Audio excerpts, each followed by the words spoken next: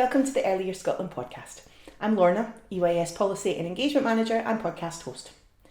Early Years Scotland is the country's leading national specialist organisation that supports our youngest children from pre-birth to the age of 5. We're a third sector organisation that's been established for over 50 years, and we're really proud of our long and strong track record of supporting those who work for and on behalf of Scotland's children. There are 4 strands to what we do here at Early Years Scotland. The first thing, we work directly with children and families in communities and within Scotland's prisons, encouraging bonding, attachment and parental engagement through fun and exciting shared play and learning opportunities and experiences.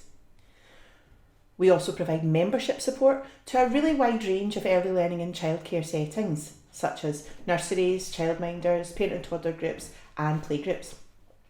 We create and deliver high quality professional learning courses and events to help equip the early years workforce and indeed anyone who supports our youngest children with the very best skills and knowledge.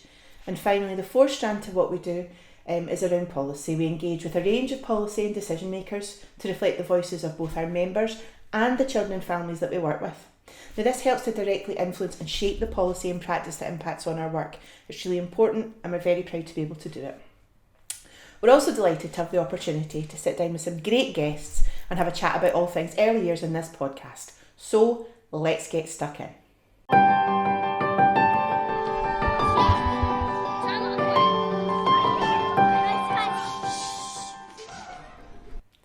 On this episode, we're joined by Heather Armstrong.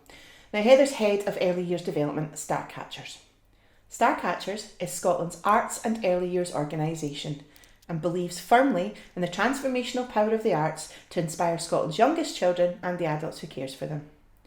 Starcatchers delivers this vision through 3 pillars of activity which are rooted in creativity and designed to connect with our youngest citizens, their parents and carers, and early years practitioners in communities across Scotland. What began as an experiment in Muir House in Edinburgh in October 2006, exploring performances for babies from birth to 3 years, an audience previously uncatered for, has gone through many different phases to emerge as an organisation that works in communities across Scotland using the arts to transform and enrich the lives of Scotland's under 5s. In 2006, people questioned what the point of theatre and creativity for babies was. Today, people question why there isn't more. So in this episode, we're going to be talking about the importance of young children's engagement with and exposure to the arts, early years in general, and a really exciting project which both Early Years Scotland and Starcatchers are working in partnership on. I think about kind of aims and outcomes a lot, and when I work with early years workforce, they're always, we need to do this and we need to do that.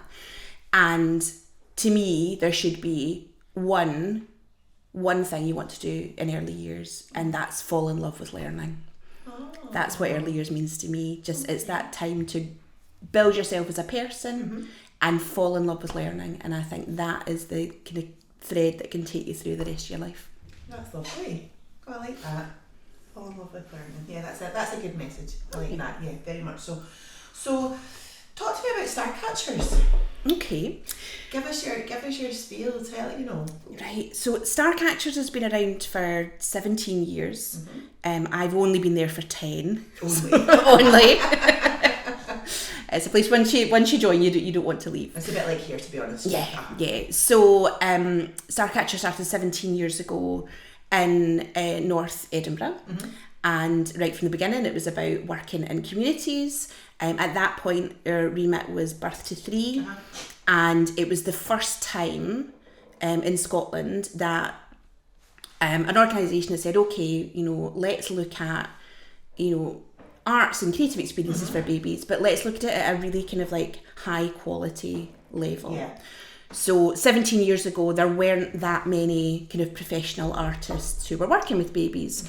And so they spent a lot of time hanging out with babies, getting to know them, kind of visiting places in Europe where that was more developed, and really beginning to develop practice within Scotland to say, actually, babies and young children deserve high quality arts experiences that are age and stage appropriate, just as much as older children and adults do. So that was where we started. We still create productions and tour them nationally and internationally now. we work within communities, and we tend to focus our work in communities of kind of greatest need. So working with demographics that are least likely to be able to access the arts. Yeah. So, you know, we love our audiences that come and pay for tickets, but when it comes to our community work, actually it's about saying, well, you know, there are people who will never leave their community. Let's go to them and let's make sure that the high quality experiences are happening where they really need to happen. Yeah. And the third part of what we do is our early years development, which is all about training and development for the early years workforce. And that's when I come in. Okay. And what is your role within Starcatchers? I am head of early years development. Oh, there we go then. So we're a department of two, so probably quite a grand title for being me and Amy. Yeah. So yeah, I started at Starcatchers 10 years ago, heading up the creative skills programme. Okay. And so that's training for early years practitioners. Right. And I work with artists, so it's expressive arts based, but it's very much based on the idea of kind of creativity and the voice of the child. So 10 years ago, when we started the training, it was about trying to move the workforce away from step-by-step craft activities, really like adult-led, you know, instructions, and say, well, actually, you can still do the expressive arts, and you should, but here's a more creative way to do it. Yeah. And here's how you centre the voice of the child within that. And you know, and it's a lot of stuff that I think we maybe take for granted now. Yeah. So the idea of like creative provocations, the idea of like having an offer with a kind of rough structure, but lots of space for wee ones to express themselves within that and take it in their own direction. Yeah. So, and I can imagine that's so well received by the little ones. Like, I can't imagine a more perfect way for a child to be able to express themselves than through the arts, and in that way where they're given the space and the freedom to just create. Yes. And what they're learning from that, and you know, like and so a lot of what we do is about building the confidence of the adults, actually. Because I think a lot of us went through an education system that didn't value creativity, that didn't value learning through trial and error. You know, it was very kind of results focused. And I think it's very natural now as adults that we will come into something and say, well, we want to achieve X. And I know within early years that pressure can be external as well, and we're going to be coming up for Christmas, and it's always this kind of eternal thing of like, well, actually, you know, there's an expectation for Christmas crafts, and they're, you know, perhaps less so since COVID, but there's an expectation of a nativity. And one of the things we like to do is to kind of challenge that a little bit and say, well, actually, what could that look like in a more child-centred way? Awesome. Yeah, this is very much that time of year, isn't it, when it becomes autumn, because there's all and sort of crafts, if you like, and it is pressure because there's autumn, there's leaves, there's all that stuff, and there's Halloween, and there's that, and then it becomes Christmas, and so it's nice, I think, that there's alternative ways, you know, and like you say, challenging things and making it much more child-led, because this is a good time of year for kids. There's lots for them to explore, and from our perspective, with even the change in the season, like the textures and the sensory experiences that they can have. So how that can be incorporated into art is quite exciting. It's great. So maybe just tell you a little bit about Early Years Scotland, Absolutely. obviously, for the Starcatchers listeners, and for new listeners to our podcast. So Early Years Scotland's been in existence for over 55 years. Obviously. Wow. I haven't been there for that long. Some days I might look like it, but so Early Years Scotland's been in existence for 55 years. Previously we were the Scottish Preschool Play Association, and became Early Years Scotland a few years ago, and we are the sort of leading national organisation for pre-birth to 5, and there's 4 strands to what we do. So kind of the first one, and arguably our biggest one, is the direct service provision. So much like yourselves, we work with children and families in communities which face multiple challenges, with our stay, play and learn model, which is something we've always done and something we're really proud of. And basically it's bringing the children and their families together to play and learn, to support parents, a bit like yourself, you know, it's a lot of the time it's actually a bit more about the adults, certainly the communities that we work in, than the children, but we're supporting attachment, we're supporting bonding, child development, all those kinds of things, with qualified early years professionals. And it's a real privilege. The relationships that our practitioners have built up in the communities we work in are outstanding. The families really trust us, and we work really, really closely with them, and it's just always lovely to see the kids. We've got kids who are coming back to us in the holidays who are maybe 8 or 9 with little siblings, and that kind of cycle is lovely. And we provide our stay, play and learn services from baby all the way up to primary 1. Nice. So we've got baby stay, play and learn that works with that incorporates baby massage, baby yoga, that kind of thing. Mm-hmm. We have a 2 stay, play and learn pilot in Dalmarnock and Barmulloch. And that's a registered service for eligible 2s. And then we've got kind of general stay, play and learn, and then we're in a couple of primary schools as well, doing it with primary 1s. So supporting that transition. Obviously play-based learning is a massive thing and something that we completely advocate, so it's great to still have early years influence within the school, and we appreciate the buy-in from the schools. And we also work within 6 prisons in Scotland. So we run the Family Visitor Centre at HMP Low Moss.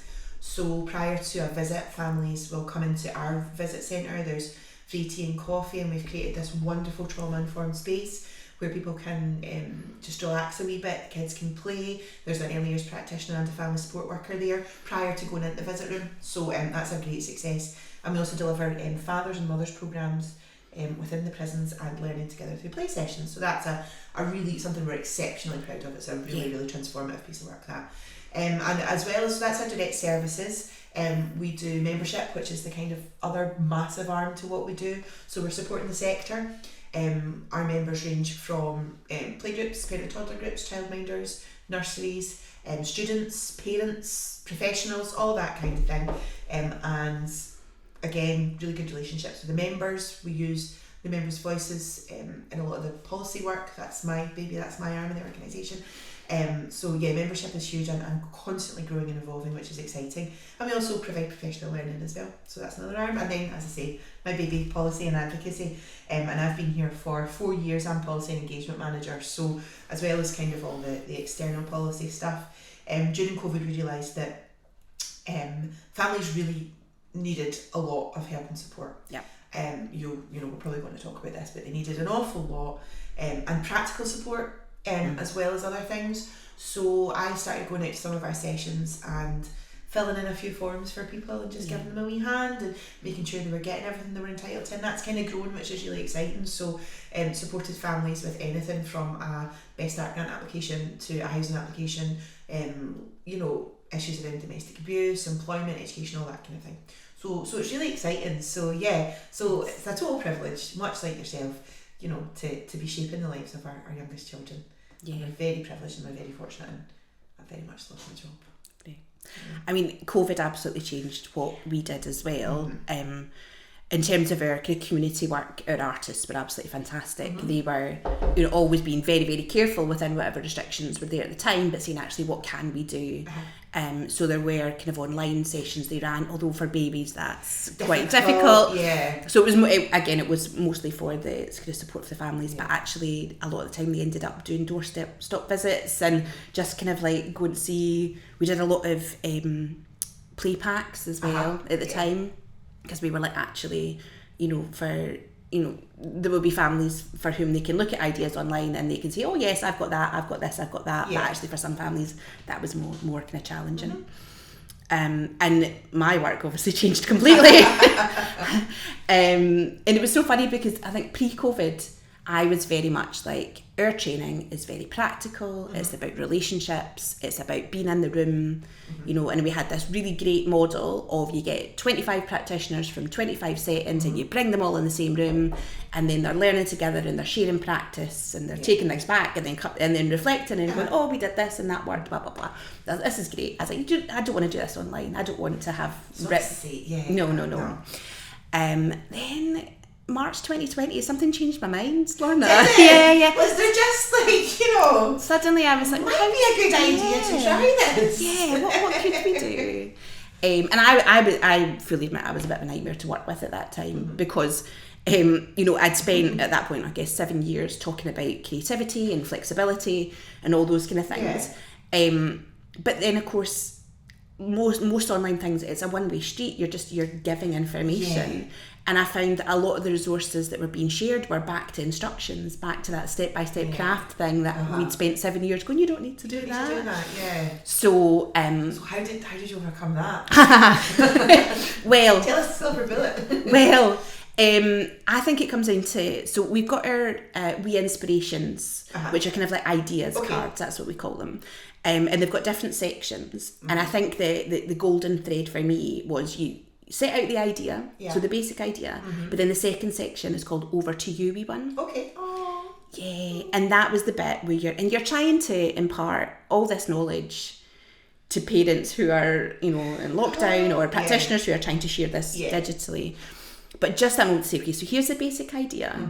Then the Over to You, wee one bit is about saying, well, actually, they might do this, they might do that, ask this question, just see what they're interested in.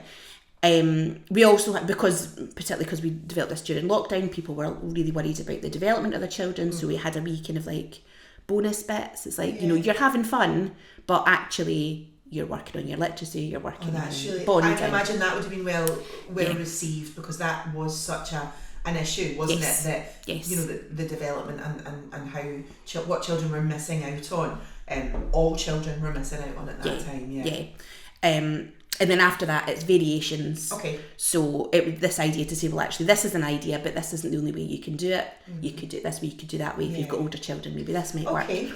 And then usually just a wee kind of and remember bit, which is like, it's okay if they're not into it. Or, you know, if we're encouraging you to go out and play with puddles, you might want to do this just before bath time. So at the point where they get cold and grumpy, you just bring them in, whack them in the bath. So, so we worked really hard on getting that messaging right, because I was like, well, we need to get the tone right. I never want to share anything that makes practitioners or parents or families feel worse about themselves. I say that as someone who, as part of that kind of lockdown, one of the ideas I saw was I'll make a box fort. Right, great idea. Get a box, you turn it into a fort. The box fort in the example was bigger than my living room. And I was like, oh mate, seriously, like, this is not making people feel better. No, absolutely not. You know, it's like most of us do not live in a mansion in California. We don't have the area for the box fort. We have a corner in which some activities may take place. Yes, exactly. Well, you're trying to work from home and not completely lose your mind. Exactly. So that a lot of it was about that, getting that structure right. We then supported some ideas with videos. We were very lucky that one of our artists was married to another artist who was great at making videos. That's helpful. Yeah, really helpful. And they have 2 young boys who were the right age to be in the videos. So, stars aligned a little bit. Yes. So we take diversity very seriously in Starcatchers, and we think about it a lot. But you will see at least the first 30 videos are just the same family. Not even diversity out with their postcodes, just them. Or their house number. Exactly. But they did a great job as well. Yeah, but that's so helpful, and it is. You know, I think we felt a bit like that during COVID as well. Like, you're drawing on the skills that people have. So ideally that wouldn't have been what that looked like, but in the circumstances, you made use of what was there. And you know, I think I would imagine people would have just appreciated seeing practically what that meant, regardless of who was doing it. Because I think that's sometimes, you know, certainly, I mean, we do, so again, I'm laughing in this room that we're in, which is our kind of break room, turned into some sort of kind of canned goods / you know, sticks and paints and all that kind of thing hub, because we did the play packs and whatnot as well, and much like yourselves, we're very much low cost, no cost resource replication. So everything that we do within sessions we are able to provide for families to take home if they don't have it, but it's on the proviso that most of the things that we're doing are in fact not going to cost anything, and being very mindful of like that people don't have box fort spaces in their houses. People, some families are living in a room essentially, depending upon their circumstances. So you've got to be exceptionally mindful of that and make sure that they feel included and that they want to engage as well. I'm standard Lorna fashion. I've lost my train of thought there about. Yes, Patsy, I know I've gone back to it. So, but it's that of you don't want to be too prescriptive, and I think, and as a parent, I'm quite guilty of it being like, right, let's do this. And you sit down, and my children are slightly older now, but my youngest was 3 in March 2022, 2020, sorry. So, we were very much pulled out of nursery and pulled away from grans and nanas and had just us, poor wee soul. And it was like, right, let's do this activity. I don't want to do this. Well, but please do this activity because I've made space to do this. And, it was very much what suited me as a parent, trying to juggle everything else. And that was very well intentioned. But I want to play in the sink, mummy. Knock yourself out then.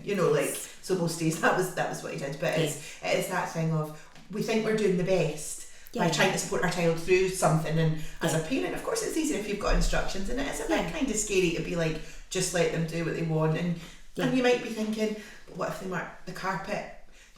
What if they draw on the walls? What if they do this? Families that are perhaps in properties that are inspected regularly, that kind of thing, or who are living, like I say, in one room, depending upon their circumstances, that just don't have the space for that kind of thing. So that, your approach is absolutely the right one to take, because it just lets people, you can do this, it's okay, don't worry, here, and if you've got the kind of hints and tips to be able to do it, then that makes a big difference.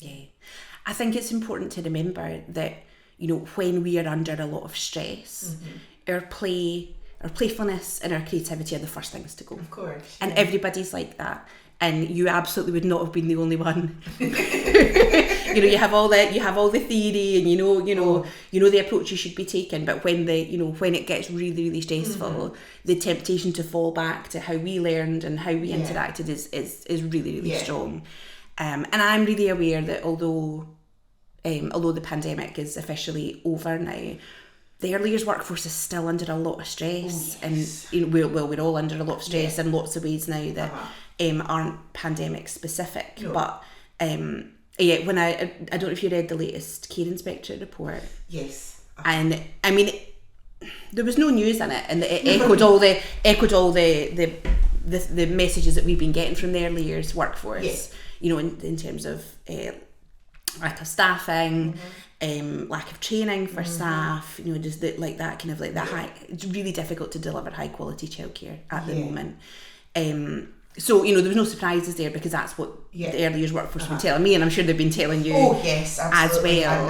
And more, Yeah, but it was, I suppose, for me, it was good to see it kind of recognised officially. Yeah, I totally agree with that. I think we're obviously with membership being such a big part of what we do, we're really in a lot of direct dialogue with the workforce, and there's no recognition beyond early years of how things are in early years. Yes. And because it's such a complicated landscape as well, and I think people don't appreciate that, and but we're certainly in terms of the first of all, the more unregulated things, your sort of play groups and parent and toddler groups, we've seen our biggest dip in membership from the loss of them, because they had to shut. Of course. Because if a parent's only paying a couple of quid a week and it's just enough to cover your overheads, you don't have that, there's no cushion. In reserve, there's no cushion. Yeah. We were involved in a bit of support for funding ourselves in CALA, the Care and Learning Alliance up in the Highlands. And we were able to distribute some money to playgroups and parent and toddler groups to help them kind of get back on their feet. But for some, it was too late. So we've lost that, and always I find, certainly I went to a playgroup. I didn't go to sort of formal early learning and childcare, because I had my kind of grandparents when I was little. But I went to a playgroup, and it's we know it's one of the first kind of forays into a form of early learning and childcare, and especially in rural areas, they're so important. And we're really concerned about losing them. And then on top of that, you've got the situation with the expansion to 1140 hours and the horrific disparities that are existing between the private, voluntary and independent PVI sector and local authorities. A funded rate which is not enough for private and voluntary and independent nurseries and settings to sustain. So they're really struggling as well. Staff are leaving PVI to go to local authorities, because why wouldn't you do the same job for 10 grand more? It's a no-brainer. But the PVI sector are really, really important, because we need them to prop up the 1140. They're a huge part of the landscape, but just it still baffles me. I've been in early years specifically for 4 years, and it still baffles me that we are probably the only sector where there's such significant disparity in pay, depending on who your employer is, essentially. Yeah. You know, everyone works to the same guidelines. You know, everyone has to be through the everyone's care inspectorate registered, everyone's CCC, all those kind of things. But yet, there's just, I'm doing my hands thing at the moment, but there's just such a gulf. So it's really difficult. And one of the things that we are finding, we're doing a wee bit of a tour of Scotland at the moment in terms of meeting up with members in their areas, and training is one of the things that people are really, really struggling with, and specifically, actually, really one of the big themes that's coming out, which we're going to be focusing a bit more, is children with additional support needs. Yes. Because it's bad enough trying to get decent funding to sustain the 3 to 5s and the eligible 2s, but for children with additional support needs, it's almost non-existent. And I would imagine, I hope I'm not surmising too much, but I would imagine that the work that you guys do and the arts is an exceptional way for children with additional support needs to be engaging and to have their voices properly heard and that kind of thing. And I think we need to work out how we do that well, and how we make sure, because at the moment that rhetoric of every child in Scotland is entitled to 1140 hours if they're 3 to 5 eligible 2s is not happening, because we are missing a big chunk of children. Yeah, absolutely. It's something that's been coming up even pre-pandemic. Early years practitioners would ask us regularly, say, well, do you have any ASN specific training? Do you have, any kind of pointers? And we used to take an approach to say, well, because the ideas we share are adaptable, it's about, and you can and should be able to adapt them to the needs and interests of any child. And when practitioners attended training, we would encourage them to say, well, look, if you aren't quite sure how that might adapt, talk to the artists. They're really flexible, they're really lovely, and you can have that conversation. And I should say as well that when it comes to like ASN specific provision, there's some excellent things happening in early years. Yeah, and the ones that are doing it well are doing it so well. Yeah. And we've had, ASN specialists who have come on to our training, and they have taken it and they have flown. Yeah. Because they're just, I can see how we can adapt this to a wheelchair, or this is how, or how we can adapt it to a child with sensory issues, and that's amazing. But where I think there's a big gap at the moment is when you're in a mainstream setting, but you have children with additional support needs within that.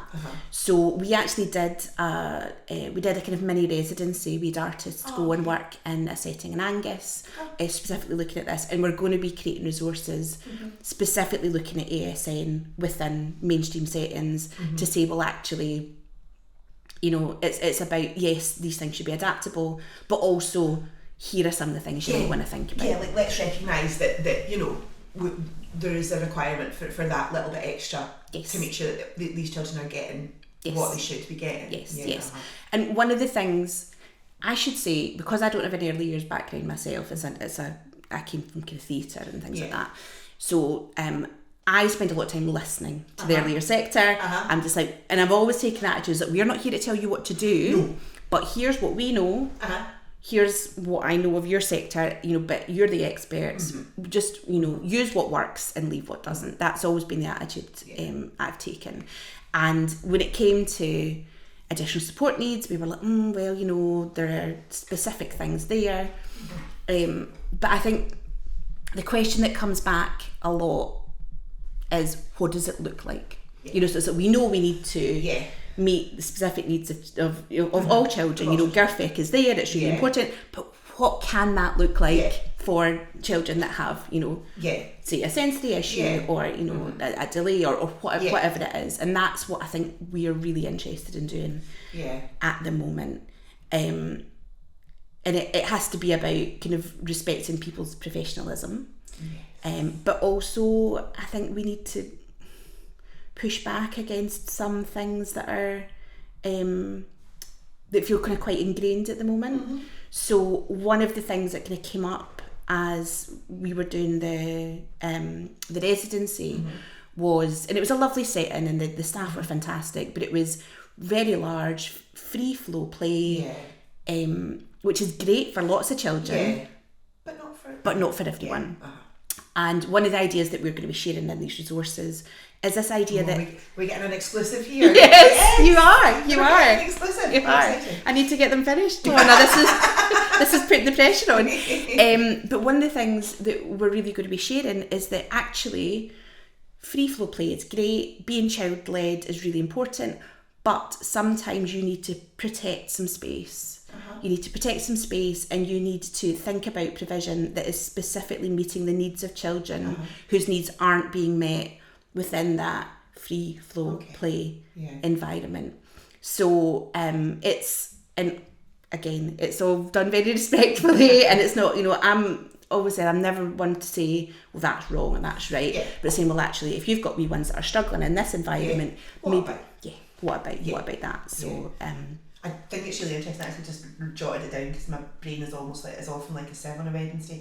I think it's because the traffic's always so bad getting out of work. I tend to forget everything. But you're talking about the expertise of the sector, and I will shout about that from the rooftops and talk about it until the cows come home. But we're in early years, so we're preaching to the converted. And one of the issues that EYS as an organisation is always challenging is the lack of recognition of the professionals within our sector, because one of the, I think, and we think, having done a bit of research and looked into it, that one of the reasons for that is that there's no kind of defined career path into early years. So if you're going to be a teacher, you go to university and you do that, or you do a degree in something else, then you do your conversion degree, and then you do your probation, and boom, that's you're a teacher. But obviously, because early years is not seen as an academic route, so that there's that, there's several ways that you can get into it.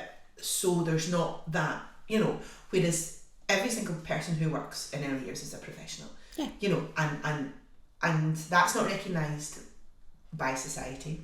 It's not recognised in monetary terms. I think people that work in early years, not just because we work here, but specifically those working directly with children, should be paid as much money as is humanly possible, because it's the most important job. You're shaping the life of a child, and a parent carer will always be the most important person in a child's life, but early years practitioners are pretty high on the list there, and it's just really, from our perspective, that's something that's really frustrating.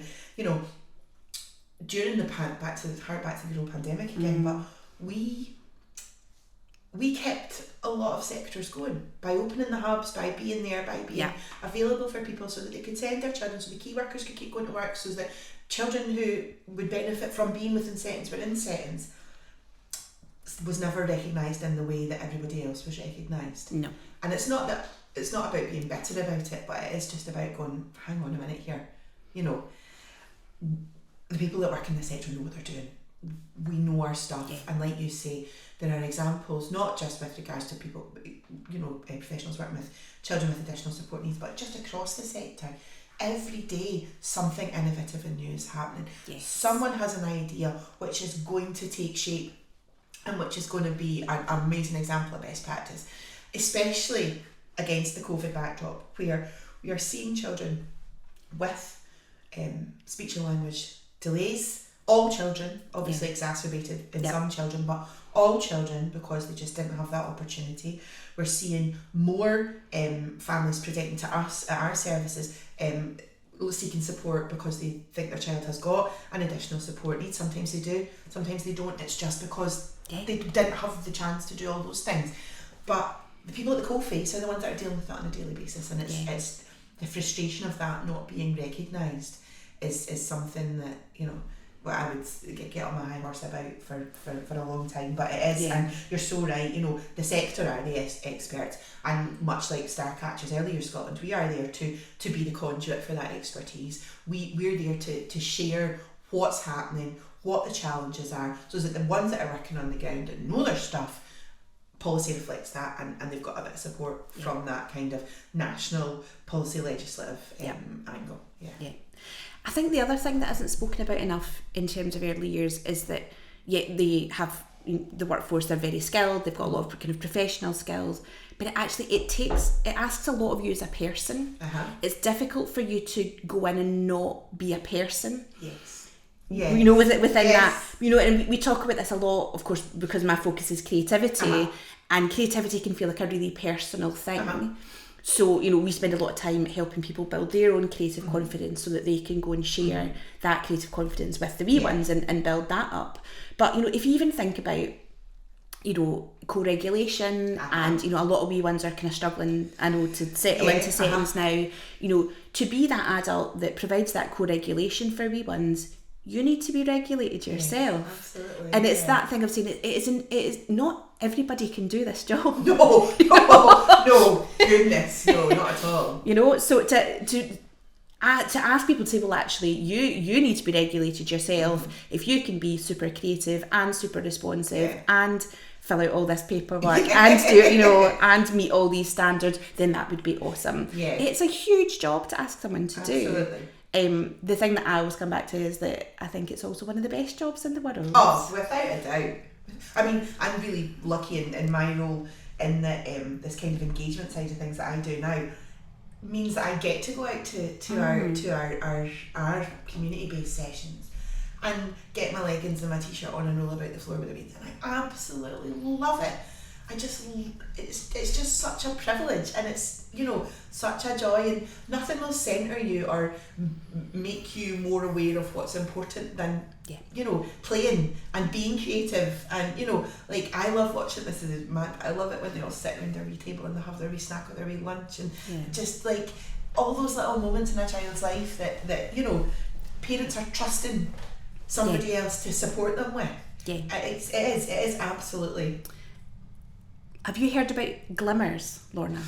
No. I did see something on, I think it was Instagram about this. Yeah. So, one of my colleagues flagged it up, and I think she saw it on TikTok, and I was just like, oh yeah, blah blah. No. It turns out it's actually part of polyvagal theory. So, you know, the idea that we've got kind of two systems in our bodies, and one is about fight and flight, and the other is about rest and digest. That's and we probably, you know, tigers and teddy bears, and, you know, people that work in early years will be very, very familiar with all of these. So if a trigger is something that then starts your fight or flight response, glimmers are the opposite.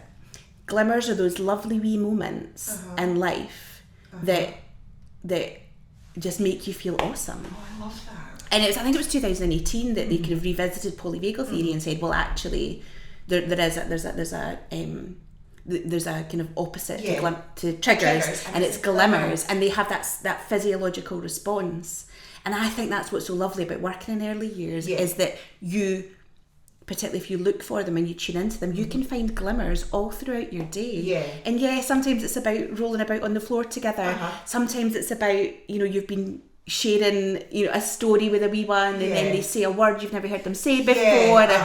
And that's the bit that we're trying to focus on just now, to say, well, actually, creativity feels like a really frivolous thing when, you know, we're talking about strikes and pay and cost of living, cost of living, all that kind of thing. But actually, that's the bit that makes life worthwhile, and that's the bit that we're really trying to kind of promote at the moment.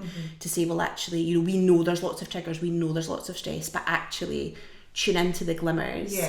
And, you know, not only is it going to make you better at your job because you're tuning into the wee ones, but it's actually really good for your own mental health as well. There we go. So that's, if our listeners take away nothing else, it's look for the glimmers. Yes. Oh yeah, I love that. It's awesome. So yeah, I think we've kind of covered, because I was going to ask about priorities in a post-COVID world, but I think we've kind of got to that. So in an ideal world, if you had 3 wishes or a magic wand to grant your 3 wishes around early years, from a Starcatchers, personal, but I think sometimes it's very intertwined, isn't it, when you get so ingrained in your organisation, point of view, what are your 3 wishes for the early years, or for children and family, you know? Okay, so first wish is that there is an artist in every early years setting in Scotland. I think what the early years workforce does is great, and to have that support of someone who's really focusing on creativity within their own setting every day, I think would be absolutely amazing. We do that in short spells. No one has ever given us enough money to do that. in perpetuity. So that's the first thing I would change. My second wand would be to make sure that parents have time with their wee ones and with either an artist or early years workforce, or whoever is right, to have that protected time to play and bond together. It's something that comes up a lot when you're working with settings that have working families, and actually it's quite difficult to get that parental engagement.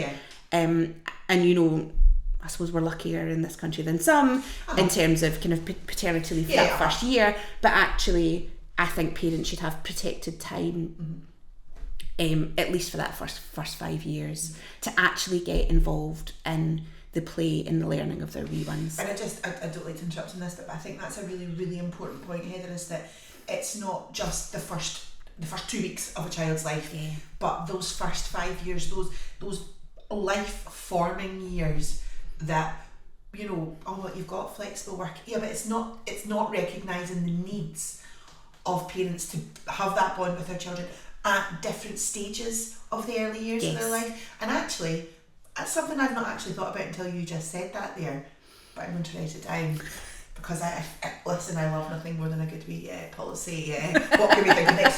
Sorry to interrupt that, but I just think that's such an important point, that it's not just about the first couple of months or indeed the first year, but it's about that whole preschool, however long that might be, period of time where so much is developing in a child's life. Right? I'd like to get back to your last flash. One of the most consistent bits of feedback we get when parents or families bring their wee ones to creative experiences at Starcatchers, one of the most consistent things we get is that I never knew they could. I never knew they could sit that long. I never knew they could share that nicely. I never knew they could focus that well. And creative experiences give parents and carers the opportunity to look at their wee one in a new light and say, oh my goodness, you're amazing. And that's the bit that I find most exciting about what we do. I mean, our artists create beautiful, amazing things, but for me it's about that interaction, to just give parents and carers that opportunity to just be like, oh, you're amazing. And actually we have this protected time. I'm not worrying about the washing, I'm not thinking about getting back to work, blah blah blah. I'm just, we're in this moment together. Third wish. Oh my goodness. I mean, I think if I had the first two I'd be pretty happy, to be honest. But I guess actually in terms of our kind of conversation that we were having, I think actually let's go for it. Let's get the early years workforce properly paid. And I'll include artists in that as well. Absolutely, because artists are often working commission based and that kind of thing. So it's a quite precarious method of employment. So I think it's about kind of supporting that whole workforce, and I do include artists in that because they're going to be in the settings. Exactly. In my ideal world, to say, well, actually, let's really respect this sector for what it is and how important it is. Make sure that people are paid properly and have terms and conditions that are kind of right for them, so that when they are in that moment they can be in that moment, and also they're also not thinking, how am I going to pay my bills, do I have enough money to fill the car to get to travel for the rest of the week, because that's realistically what's happening and people forget that. There we go. Okay, so we've solved that. So awesome. But no, I think it's really interesting to get different perspectives on that question. But I just take time with your children, like it is. And I think one of the reasons why, when sometimes as a parent, when you do have that time, you're like, I'm just so overwhelmed, I just need to, because there's so much of the other that you don't have the opportunity. But if you had that time that was just for that, then you could, and you learn a lot about yourself, I'd imagine, in that time, as well as learning about your child, which is really nice. So in terms of Starcatchers work, and in terms of your sessions, I take it you're in Edinburgh, is that where the sessions run? And just if anyone's listening thinking, I would like to get involved with that. So Starcatchers is based in Wester Hailes. So at the moment we have our Expecting Something programme for babies birth to 2 and their adults. And we also were running Starcatchers Saturdays, which is more of a kind of drop-in. I saw that on social media. So we've taken over an old shopping unit. So it used to be Bright House in the plaza in Wester Hailes. It's amazing, and our artists are in the process of transforming it into this amazing space. We've also got provision in Fife. We've got a couple of different projects that are happening in Fife. I think that might be us for community engagement. And those details will be on your website? The details will be on the website, media? yes. Oh, sorry, we also have, we've also got a project up in Murray. Okay, oh, lovely. Which is, which I haven't been to, Yeah. so, I don't get the chance to talk about that as much. But yeah, we're working in Murray as well. Super.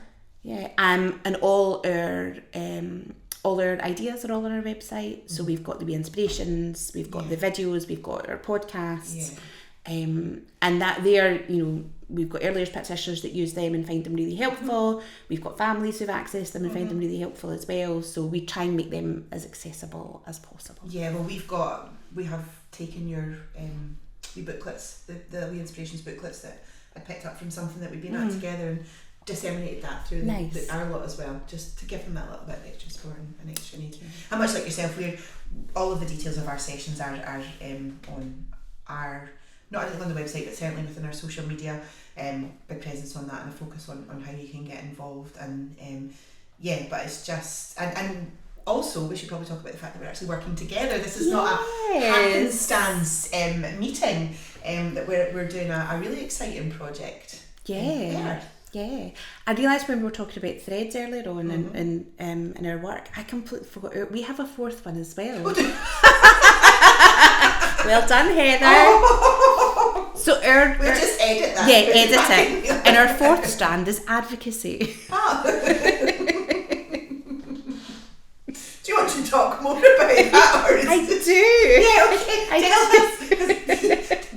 I think we know what you were really doing here, Heather. It's the big one, isn't it? You were waiting. It was like this was like the encore of the chat. Yes.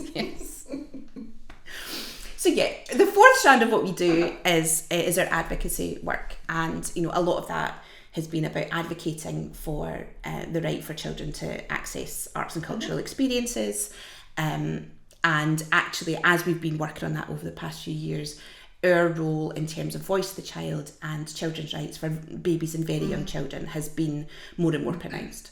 So we had a campaign in 2018-19 called Making My Mark, where we made those connections between the expressive arts and the voice of the child was explicitly for the first time. Awesome. And really lent into this idea that your rights don't begin when you're old enough to understand them. No. Your rights begin right at the start. Yeah. And those first 5 years is about learning through your rights through experiencing them. So that when they do sit down with the wee booklet or the the mat or whatever and say, well, actually you have these rights. Yeah. Once wee ones are able to understand that, they should be able to look at their lives and say, oh yeah, because this, because that. And that's the kind of approach we've taken. Yeah. We've also been working with researchers, specifically looking at pre- and non-verbal children to say, well, actually, what does that look like? Yeah. We say we're listening to young children. What does that look like? Yeah. So they've been working with our artists and saying, well, our artists kind of almost intrinsically are really good at this, listening to wee ones, but how? It's that thing of what does it look like? Yeah. So that is research that is just about to be released, which is very exciting. Another exclusive. And that's and that's the kind of the toolkit or framework that we're going to be taking into our work together. What a lovely segue. Thank you. Yeah, and so we were both, I can't really remember entirely how it came about, if we're being perfectly honest, but there was a conversation with We All Scotland about their Love Lethem project, and our CEO Jane had recently had a meeting with Lorna, your chief exec, and we had this conversation with We All Scotland, and you'd had a conversation, and Jane sort of said, well, why don't we just talk to each other, and why don't we just do it together? Yeah. And so this is this Love Lethem, which is an area in Perth. They've had a project previously where they've spoken to children. They had a children's commission about what it's like to live in Lethem and the priorities for the children up there. And then I think they sort of realised that they didn't have the voices of the youngest children. So that's where we come in. That's right. So we're still at the very early stages, aren't we?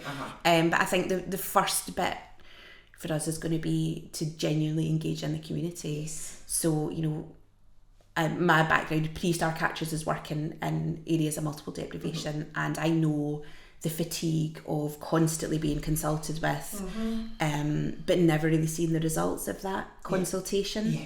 So I'm very mindful of that as we kind of go into this work. So yeah, really excited to be working up there, getting to know the community, and you know, so there's going to be two aspects of it, isn't there? So we'll have sessions, kind of play sessions essentially, with wee ones and their adults in whatever form that will take, and that's going to really be about really trying to tune into what it's like to be wee in Latham. And you know, the kind of the good bits, the bits that we might want, you know, in an ideal world when we have this big bag of money, we're just gonna you know, the bits that we kind of want to prove. And it's, I used a great phrase the other week, didn't I? You did. I did. Oh my goodness, what was it, Lorna? What did you say? Oh, it was so good. And I think I actually wrote it down, but probably not in this notepad, because if you're anything like me, there's 12 notepads on you at once. Yes. Is it what does it feel like to be loved in Latham? That was it. Yes. What does it feel like to be loved in Latham? Yes. That was it. And it was just perfect. Yes. And it's what we're trying to get to the nub of. And so the other part of the work in that is engaging with the adults. Parents predominantly, but also other adults who are invested within the community, decision makers, healthcare professionals. We're going to be working closely with the early years settings there, just to get a bit more of an overview. So as well as I'm so excited for the work that's with the little ones and kind of digging into that. We want to back that up by how the adults see it, because that actually might be, you know, very different. It might be very similar, but yeah, it's a really exciting piece of work, and it's a great opportunity for two organisations who have, I'll say this, we'll blow our own trumpets, who are so clearly dedicated to what we do, and who are so obviously in it for the wings, really. Let's be honest, to be part of that. So it's very exciting. Yeah, that's a big day. And it's that thing as well. It's, you know, we want to listen to the babies and the very young children.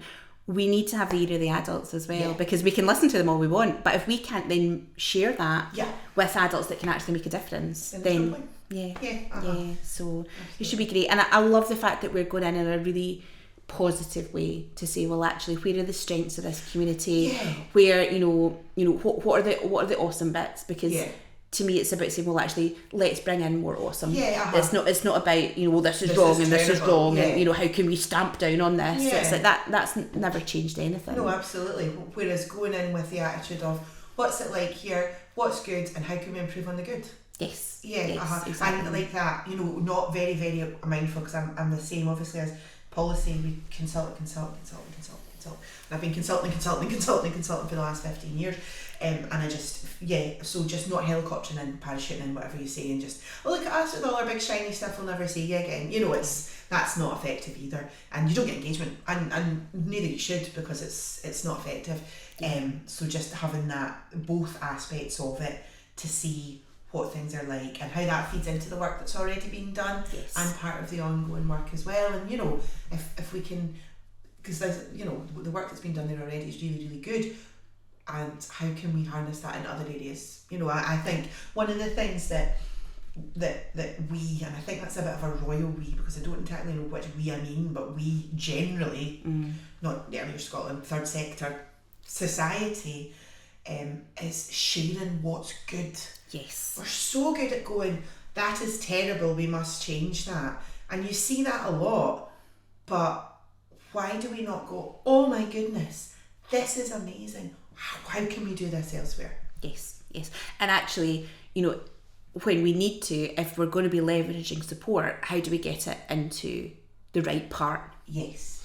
Rather than just saying, well, actually, you know, we've all got 10 grand for a new pond. Yeah. Is it great? Okay, I mean, I think ponds cost more than 10 grand.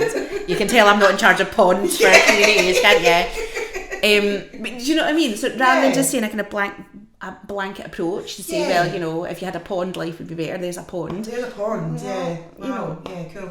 Yeah, actually look at the strengths and the interests within communities and see where they can improve. That's great. Yeah, it's that nothing about us without us thing. That's like total mantra and policy. And like, ponds are nice, but if you want a pond, then wire in and we'll sort a pond out. But if you don't want a pond, what do you want? And how can that be? How can that help? Just start a we did a thing at our staff conference the other day, and it was an inverted pyramid with our children and families at the top, and I was like, well, let's put it back to being a pyramid where they are at the top. But I was talking about a bottom-up approach because it's really, really important. Like, it's got to be about the people, otherwise it's just pointless. Yeah. And it doesn't work, and we've seen that. So we're going to revolutionise. It's going to be great. And we all Scotland are particularly interested in this idea of a wellbeing economy, aren't they? Yes, very much so. Which I'm still getting my head around, to be honest. But I suspect it's the same kind of approach that we've always been talking about, is to say, well, actually, when you invest at the start, yes. And when you invest in well-being, you need to get that well-being right before anything else can improve. Yeah. And that's obviously the tune we all sing in early years. But absolutely. And I feel like we speak about this quite a lot, and about how, and I'm going to talk about COVID again, I'm really sorry, but it's a positive thing. And it's just that notion that COVID hit and everybody went, oh my goodness, right? And somehow, when we were faced with this unprecedented times, when we longed for precedented times, that all of the things that we were always told we couldn't do because of, we did them. Yeah. Because we had to. And now we're kind of falling back in the old ways a wee bit. And I always say, like, obviously, because we talk in early years a lot about trauma-informed approach and kind of being trauma-informed, and we have to recognise that as a trauma, what happened, because it was varying different degrees for different people, but ultimately it changed everyone's lives. So the notion that something as big as that could happen to an entire population and we just go back to normality, it isn't really great. So I'm very much about, at the moment, that notion of, we spoke earlier about things that are ingrained in society and ingrained in things in policy making and whatnot. We've done it under pressure with no money. Yes. So if we can look at things now where the landscape's changed and perhaps there are a bit more resources and a bit more time to think about how those things that were forced to happen happened and happened well, and how we can take that forward. I think that's really important as well. Yeah. I think the other thing that happened in COVID was people suddenly started talking about the mental health of very young children, and say, well, this is terrible for children, this is going to have a terrible impact on them. And I mean, they were right. And for some children, many children, it did, and the early years workforce are still dealing with the kind of fallout of that. But it's like, well, but it was also the conversation that we've always been having to say, well, the mental health of young children has always been important, and those early years experiences do absolutely shape your mental health and general well-being as you go through the whole of the rest of your life. So it doesn't stop being important because we're allowed out our houses now. Exactly. Alright, they're fine now, they can play again. Well, hang on a minute.